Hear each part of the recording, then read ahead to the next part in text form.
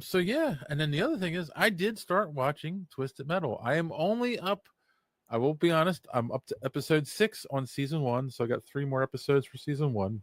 Then I'll watch season 2. But I'm watching it because you highly recommended it, and I was like, all right, I'll check it out. So before I say anything about what I thought, I am curious. Were you a fan of the game before the show came out? Oh yeah, big Okay. time, big time. I put a lot of hours into Twisted Metal 1, Twisted Metal 2, which this show particularly seems to give homage to. But yeah, absolute huge fan of the video game. Yep. Okay, because I'll be honest, I never watched the show, so it wasn't on my radar. So yeah, so I never watched it. So I never played the game. That's what I meant. I never played the game, so the show wasn't on my radar. That's what I meant to say. But yeah, first and foremost, Anthony Mackie is very charming. He's extremely charming in the show. Yep. Which is funny for a post-apocalyptic show to have this charming lead character who doesn't seem to be bothered by the world around him as much as he probably should be. But again, it's the world he knows, so I guess it makes sense in that way. So yeah, and why can't I think of his name? The guy who played Sweet Tooth? No, not Sweet Tooth. Agent Stone, who's a Sandman and was on the show Wings. Oh, I can't remember that guy's name either, but okay. I know what you're talking about, though. Yeah, I think he, like, I don't know. I'm on episode 6, so I don't know if what happens to him. It appears that he's blown up, but I have a feeling he didn't die. No, you don't ever see him again. Spoiler alert. What? But you don't. He's not. Yeah, that's not a major character. He's not a major character in the show? Really? Nope. Because he kind of felt like the main villain for a while there, at least for. Yeah, no, you'll find out soon. No, the main villain was Calypso, which is from the games. Oh, okay. So. Because they spend a lot. That's what I will say. That's the thing, unfortunately, that you will not appreciate. That probably gives it an extra bit of zing for me, is that they really are faithful to the game. A lot of the vehicles and characters that they're introducing are like straight from the game. Thomas Hayter. Sorry, it was bothering me. I had to look it up. But yeah, understand. Okay, so he's not a major character, but they spend a lot of time developing him. They show you flashbacks to before the apocalypse happened, where he was, which I thought, and that's the funny thing. I got to say that too. I wasn't expecting this. I saw it said comedy series, and I didn't realize, it's an action comedy in the vein of the original Star Wars trilogy in some ways. More comedy than they were. A bit darker than that. A lot more dark. Yeah. But that kind of genre where you don't get that as much anymore. It's either like a straight action movie or a raunchy comedy. So there's a lot of interesting humor in the show because it's a lot of looking at the world and the post-apocalyptic events by some people who that's all they know, and some people who like remember the world before it went to shit. Yeah. In Sweet Tooth, it's a very interesting character. I didn't realize he's Will Arnett is the voice, and Joe is the body. Yeah, which of course you get away with because he's wearing a mask and you never see his mouth move.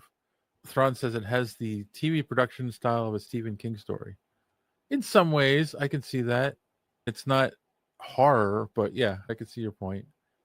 Yeah, so it's just like these weird situations. So who hasn't watched the show, and I know Don, you're also trying to be careful to not give any spoilers as well, but the basic story is, I guess there was like a computer virus or something that wiped out all of our telecommunications, and in like early 2000s society collapsed. People that were left that are still alive live in these walled cities, and they get supplies via people like Anthony Mackie, whose character's name is John Doe, because he can't remember his real name. That's the whole. They haven't really touched. That's a character from the game, though. So that's they haven't touched on any kind of origin story for him, which I think is on purpose. And because they'll get into it. Oh, okay. Oh yeah. Because I thought if you're supposed to feel like you're in his shoes, I don't know. They get into his origin story, but he doesn't remember it, which is interesting. Okay. And so he's a milkman.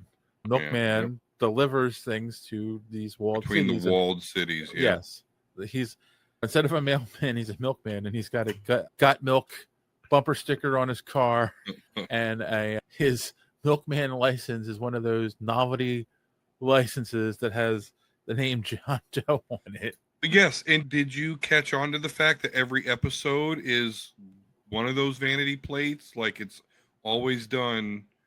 They spell out the word, but they do it in like a vanity plate style. Yeah, yeah, Every episode, which I like, is a great touch. yeah. Again, they're definitely staying true to the elements of the video game, from what I know about it. Yeah. Oh yeah. I've got a little bit of it. Once you get to the finale, I'll have a little bit of a complaint where they deviated, but And then yeah, one of the things that got me, so he was making a delivery to, was it New San Francisco? something like that. Or New LA, it was a California city, one of the ones everyone knows. And the COO has him come in, and that's what kicks off the storyline of the season. Is she hires him to go on a run to New Chicago to pick something up and bring it back to her.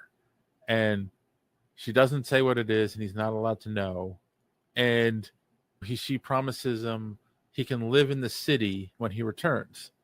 And the funny thing is, spoiler, as soon as he leaves, you find out that the whole thing was a setup. And because she only gave him 10 days to complete the mission, and she had a guy that was her husband and a baby, and she's, oh, get this thing away from me, and tells the husband he can leave because it's not actually her husband, was an actor. So obviously it's a setup, which I thought was interesting that they revealed it right away. Like they could have left that reveal until, he's coming back. And because now you're watching the whole show, and that's his motivation is, oh, I'm gonna retire, and I don't have to be a milkman anymore. And milkmen usually die young, and I won't have an early expiration date. It's one of the things they say in the show. But you watching this, that no, he's not going to get that because it was a setup. And I want to say they foreshadowed that a little bit, because when he shows up to the city, there's all these like hungry people that they're not letting in hanging around the outside, and they didn't show that in the other cities. Like they're specifically showing it there to say, oh, there's something not right about this town. Ron said, so did this show kill a baby? The worshippers got blowed up? Oh, that'll make more sense as you watch more episodes. Oh, yeah. But yeah.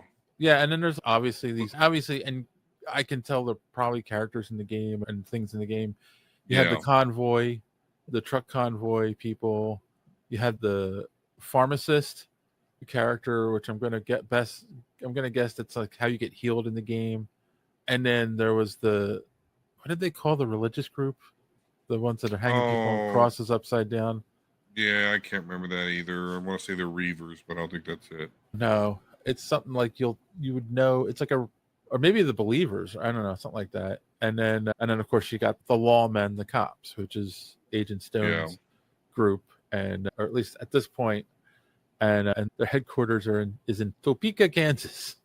So yeah, it's interesting. I guess I will say that everything that you're describing, the first season really does.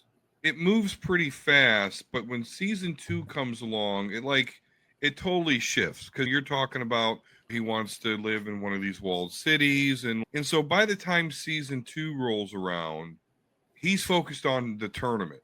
So just, I don't want to diverge too much, but it's funny how different the show becomes as far as what they're doing. Okay. But again, you'll have to. I kind of figured like you can't. They gave us a setup in this season. It's like he's a milkman. Go run a specific mission, and something's gonna obviously happen by the end.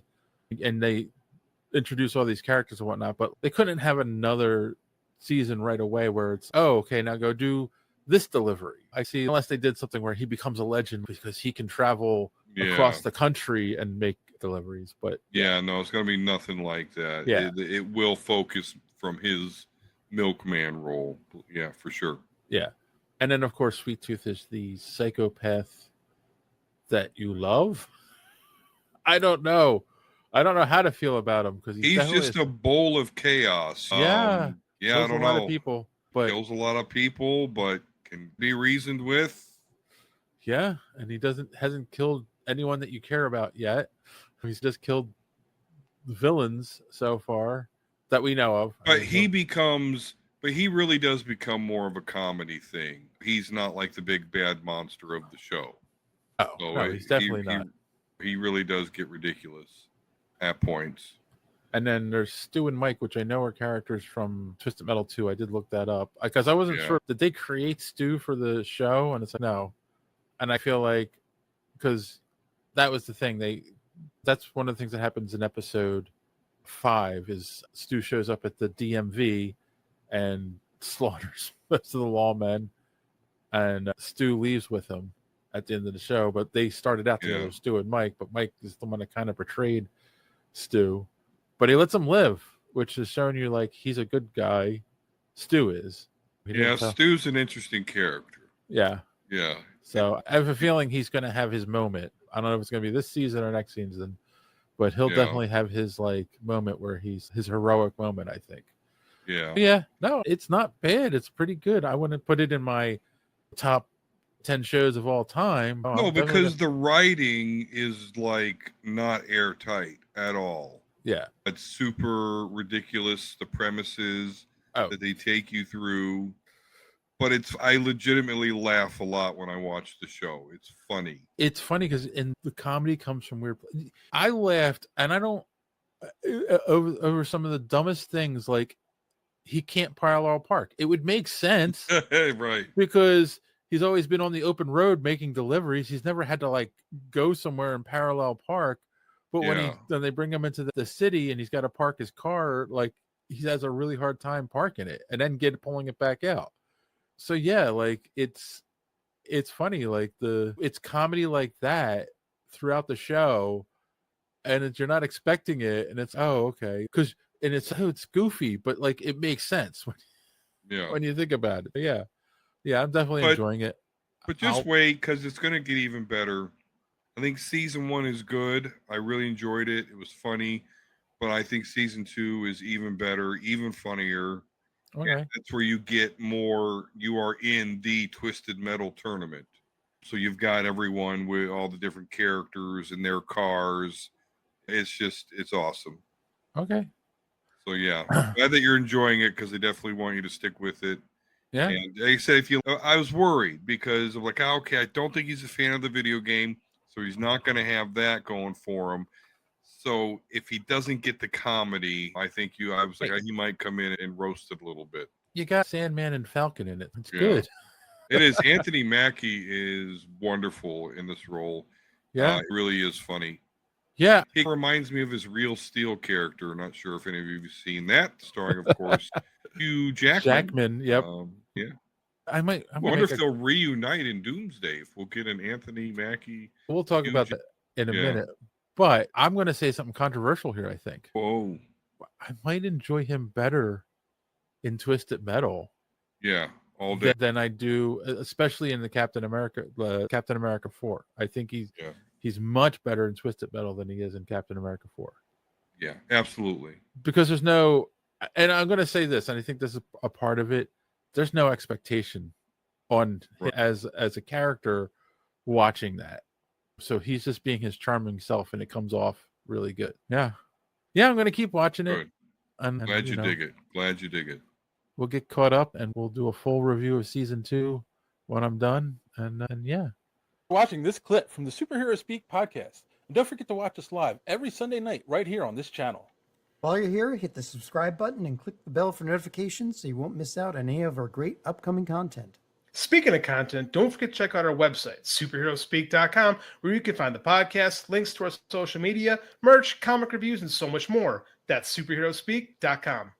Thanks for watching, and don't let your cape be caught in the door. See you next time.